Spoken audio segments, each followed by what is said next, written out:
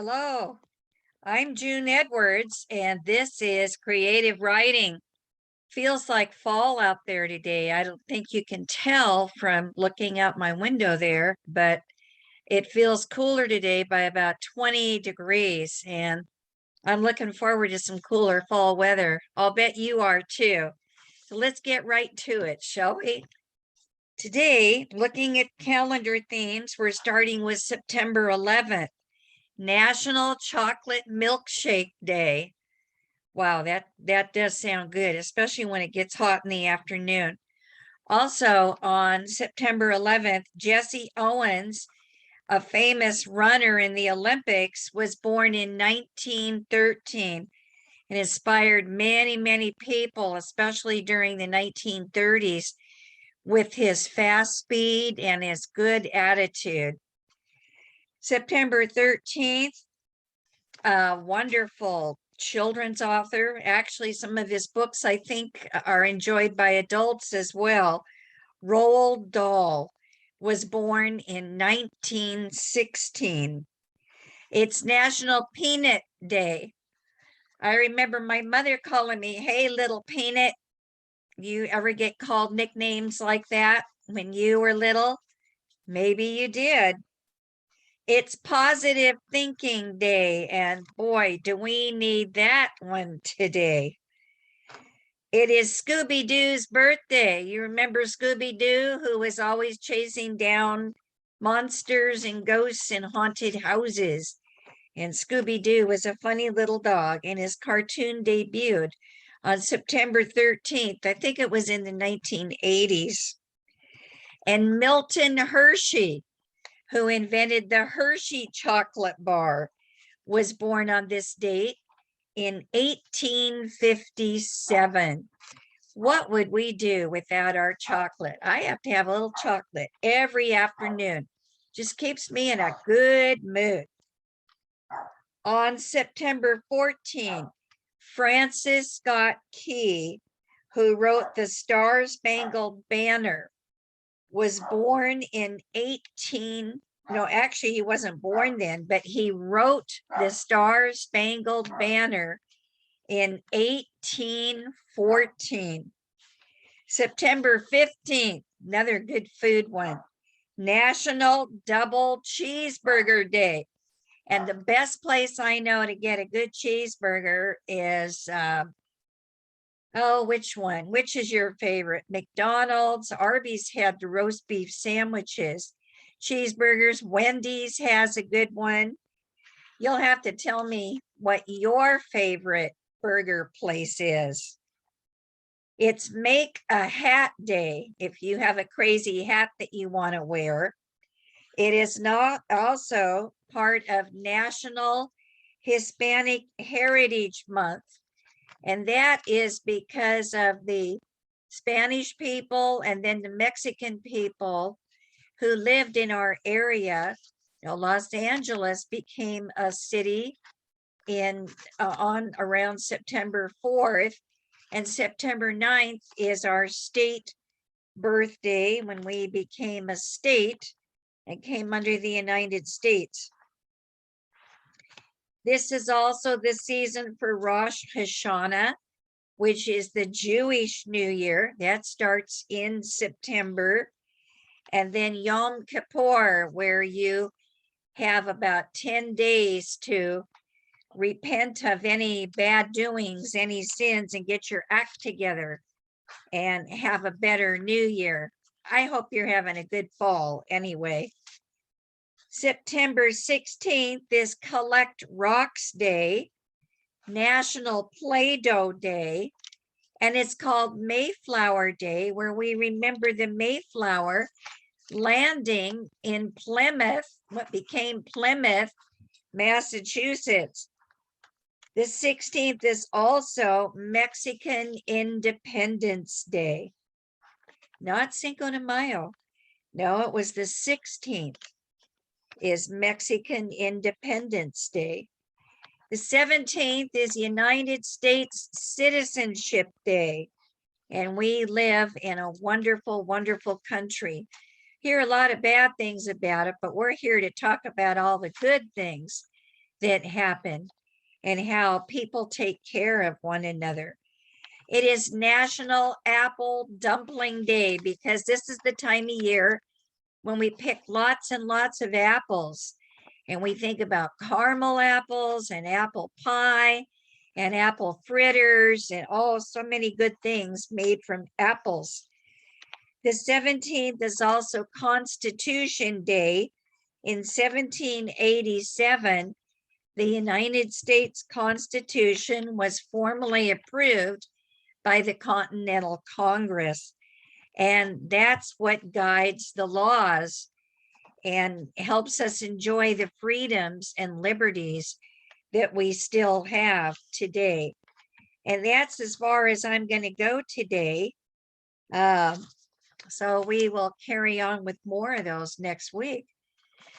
So I want to talk a little bit more about Yom Kippur. I am not Jewish, but I was curious because we have some Jewish friends and I wanted to know what they do and how they celebrate it. So it's a Jewish holiday. It's a very solemn day, and it's a day to begin the new year with a fresh start. And because the Jewish calendar is based on the lunar cycle, and ours that we use is based on the solar system, the solar calendar, the dates keep moving around. This year, it started on September 6th and goes all the way to September 15th. And it's a Jewish holiday that translates to Day of Atonement. It follows Rosh Hashanah. Isn't that a beautiful word? Rosh Hashanah, which is the Jewish New Year by a little over a week. And the two together are known as the Jewish high holidays or holy days. It marks the beginning of the Hebrew calendar, which is currently in the year 5779. And it's considered a time for joy and celebration. And why do they do it? Well, the Jews believe that God keeps a book, and in the book, he writes down all your deeds, your good deeds and your bad deeds. And so you have several days in which you can make amends for anything bad that you did over the previous year.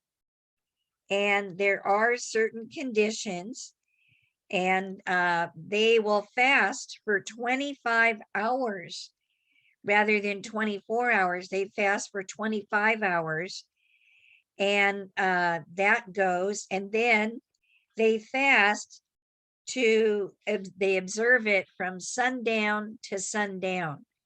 So then after the sun has gone down, they are able to eat certain foods. And so you have this fast. And then after the fast, people are not supposed to say happy holidays to the Jewish people. You say have an easy fast. Or they say to your health, to your good health. And so then when they break the fast, it's okay to eat after sundown. And then they have their new year. Their new year begins in the fall.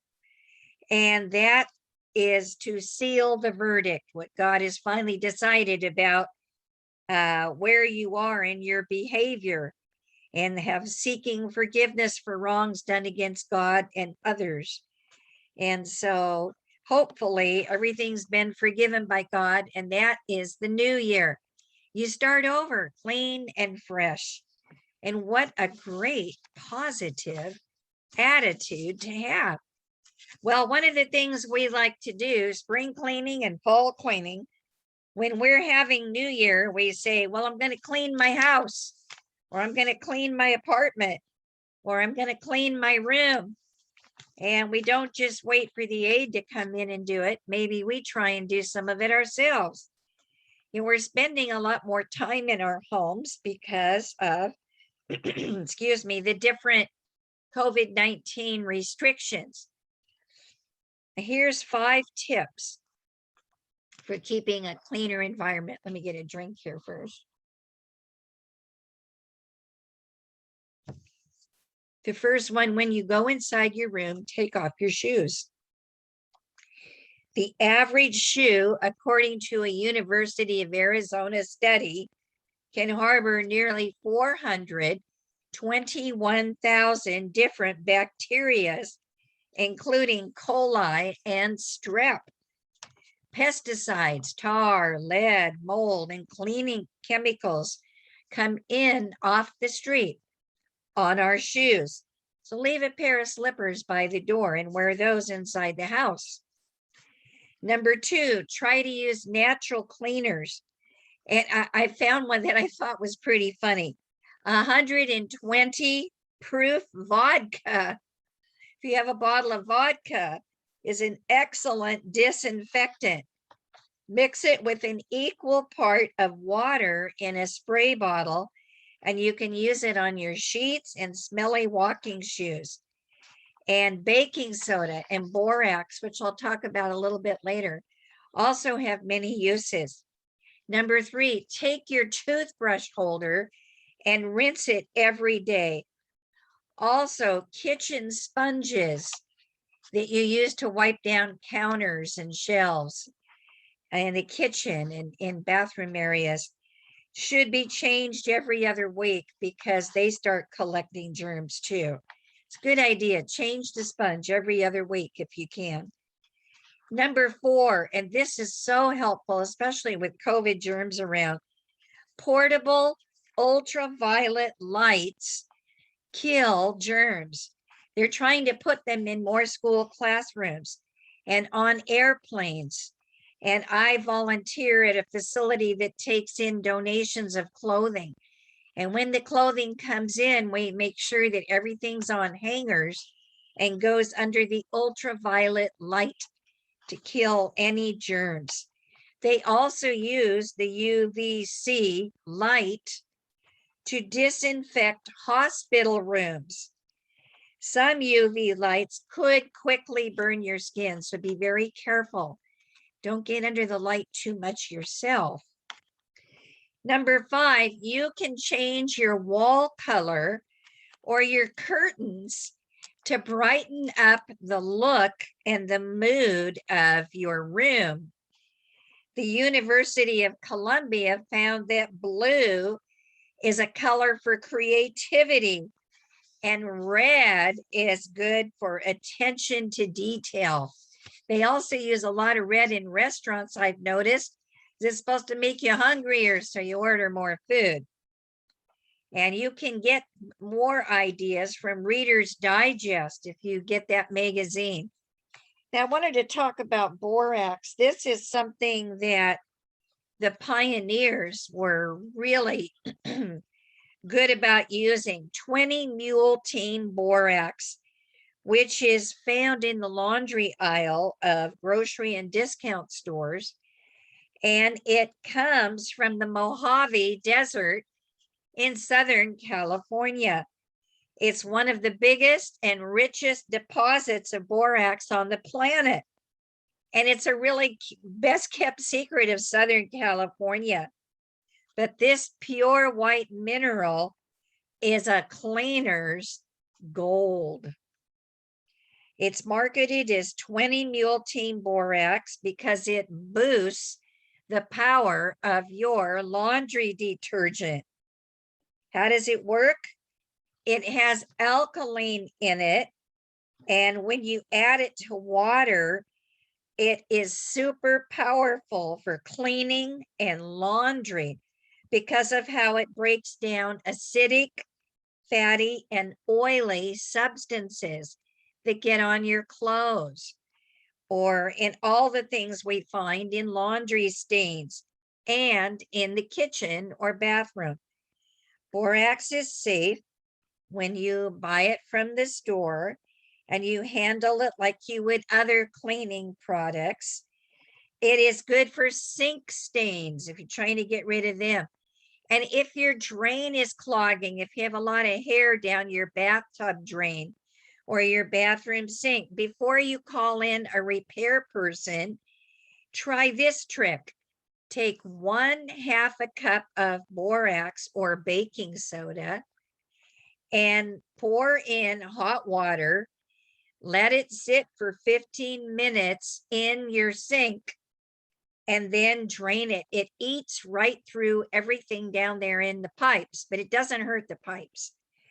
And I have been amazed at how it cleans the sinks, even stainless steel ones, and it will undo clogged sinks. It might work in the toilet too. I don't know. It's good for attacking mildew, especially if you have mildew on old clothing, carpet stains, freshens the disposal in the sink. And it is a good toilet cleaner with borax and a stiff brush, or baking soda. Doesn't have any toxic fumes either, but it smells clean. Also, it will keep ants and spiders from entering your home.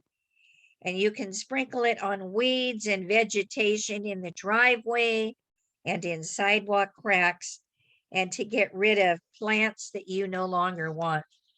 Well, thinking about borax reminds me about early California history, especially in Death Valley. And we're talking about California and celebrating our state this whole month. I have a picture I want to show you. This is Death Valley. In fact, isn't that a gorgeous picture? And this is the story behind the scenery. This is a book that is put out by Death Valley National Park. And on the back is a picture of a pioneer, an eccentric guy named Scotty, who built what he called Scotty's Castle. And I want to show you some pictures and talk to you a little bit today about California history. You know, when we learn new things, what does that do to our brains? It sharpens our brains. You listening to this talk and discussing it with your friends afterwards is part of brain health awareness. And you need to be aware of how healthy your thinking is and how sharp you are mentally. And also it helps you emotionally. It helps your feel-good hormones as well to learn new things. So let's look at this. First of all, archaeologists know that there were 4 different prehistoric cultures in Death Valley.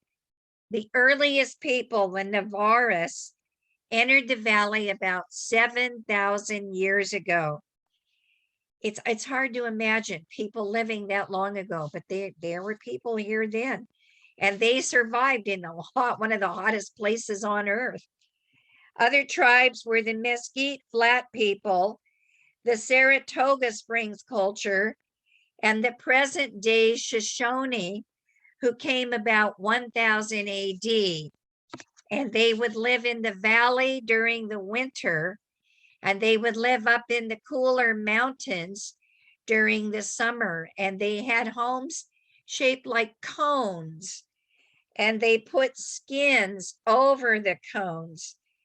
And they had festivals with the bighorn elk deer, and with rabbit skins and other things that they could catch. Well, these first people had quite a life. And see if I have pictures. Hottest place. It is hot. The average temperature in July is 116. And this year it got up to 130. The average low is 88 degrees. The coolest month is January, where it's still a pleasant 65. But look at this. Look at this on the ground in Death Valley. What happens, it gets so hot and it cracks. Just the cracks, because it is so hot. We have the lowest place in the US in California, and we have the highest place less than 100 miles away with Mount Whitney. And you go through and you see, look at this, with the sun just burning down. You see what it looks like. You have to make sure you have lots of water in your car if you're traveling there. That actually is at night. That's at night. That's not the sun. That's the night moon, the full moon. And it's still hot during the evening. And that is at Zabriskie Point. with the yellow mud and the steep walled gullies. It's called the Badlands. Well, there were lots of pioneers that came through there, that there were still flowers that bloom in the spring, in March, April, sometimes into May. You can get flowers. There are plants that live there as well as the people. And it and then here's a picture that shows other plants, the beaver tail cactus and the milk vetch and the monkey flower and daisies. Love to look at the flowers, even in the hottest, most inhospitable parts of the world are gorgeous, gorgeous plants that live and survive. And there's also animals, and I told you about the bighorn sheep and a ram, and then there's rattlesnakes, and there's chuckwallas, which are little reptiles, and there's coyotes, of course. There's the bighorn sheep. And you see the ptarmigan up there, which is the bird right there, right there. You see the coyotes, looks pretty healthy. It's eating lots of good rabbits. You see the snakes, and you see tortoise, the tortoise. Some of those can live to be 100 years old or older. They're passed down through families. And in this area, there's several people I know who have desert tortoises in their yard. And we talked about the people who came before, but there are also pioneers who came after the gold rush of 1848 and 1849. You know, they stumbled, the 49ers, they were called. They stumbled into Death Valley looking for gold. They thought they were taking a shortcut, but they barely made it out of there with their lives.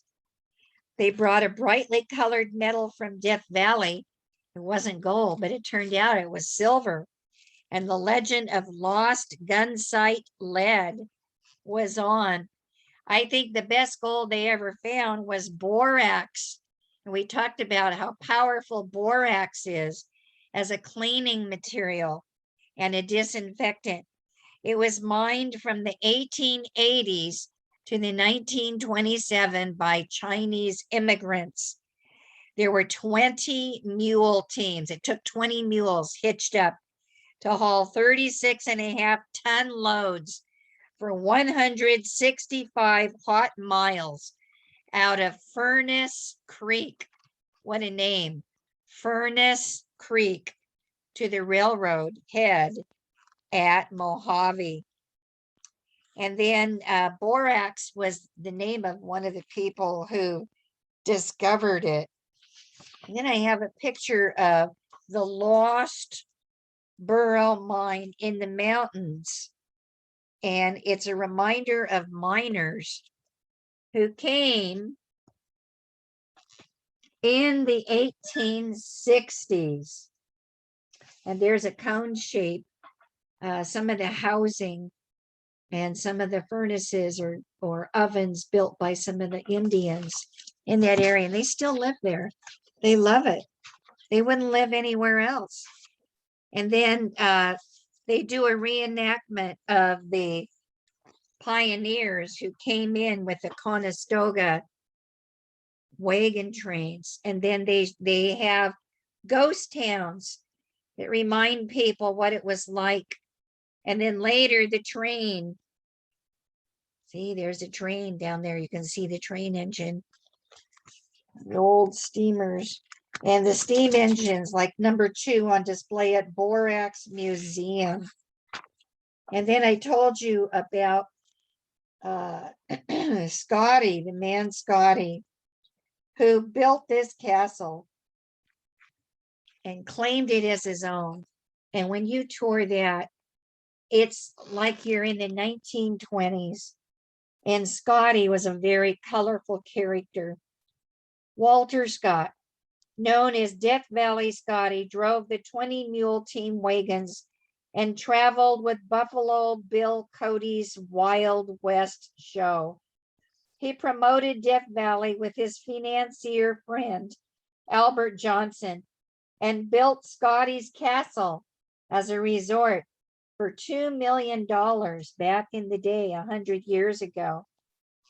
Also, Steve Mather, the first director of the entire National Park Service, started his second career with the national park at the ripe old age of 47 and began a whole nother life. And he's one of the people who did promote Death Valley National Park. Oh, I've got a fly in here flying around. I don't know how he got in, trying to beat the heat, I guess. Well, so that's the history about Death Valley. Next week, we'll talk about some other interesting facts that have to do with the state. I hope this has been a good day for you, and I hope it continues to be a good day. Have a positive attitude, everybody. And remember that you are loved, you have friends, you are safe, and hopefully happy. See you next time, everybody. Bye.